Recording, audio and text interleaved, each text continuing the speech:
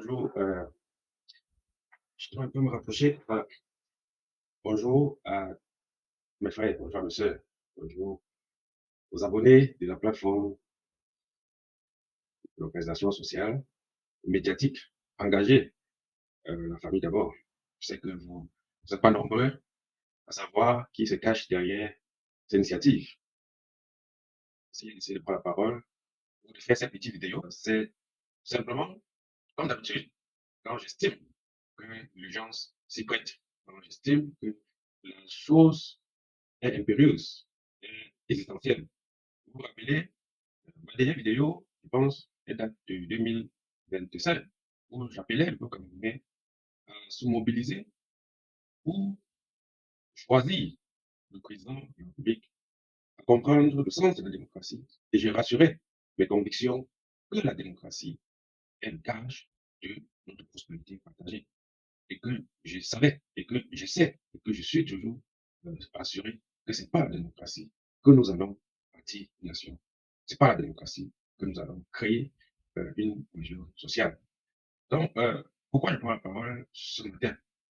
Vous savez, tout comme moi, que cette cohésion sociale, d'ailleurs, que vous êtes allé voter de façon massive, vous avez choisi de façon démocratique le président de la République, mais malheureusement, le rapport de force n'a pas été ressenti. Nous n'avons pas été capables d'exprimer ce rapport de force-là sur le terrain, puisque notre victoire nous a été volée.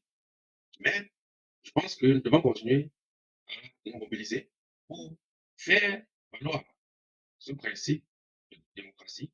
Nous devons continuer à nous mobiliser pour faire respecter la victoire du peuple camerounais. Nous devons nous faire respecter, nous devons faire respecter notre souveraineté. Lorsque j'ai dit ça, je n'ai pas dit que je prenais la parole pour euh, tout simplement faire valoir cela. Mais il y a également un problème assez délicat qui est de plus en plus visible et pratiquement accepté par nos autorités.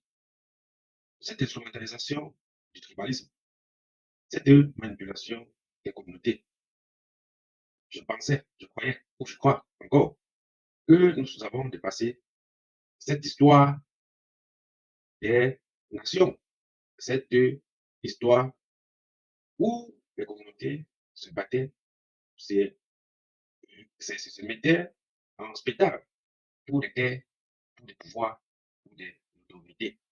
Donc, je lance juste un appel pour demander à mes frères et sœurs, je lance cet appel pour demander à tous les Camerounais, à tous ceux qui veulent vivre dans la République, à tous ceux qui veulent vivre et donner pour héritage une prospérité partagée, une nation qui protège nos familles, qui protège nos enfants, de sortir de cette manipulation tribale et de se comporter comme des citoyens dans la République de notre nation.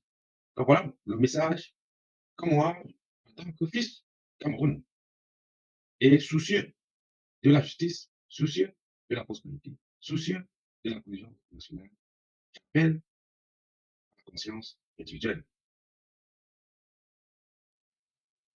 Chers frères et sœurs, chers compatriotes, papa, maman, toi qui écoutes cette vidéo, ne te laisse pas instrumentaliser, ne te laisse pas utiliser. Ne laissons pas la politique nous rendre indigènes. Ne laissons pas la politique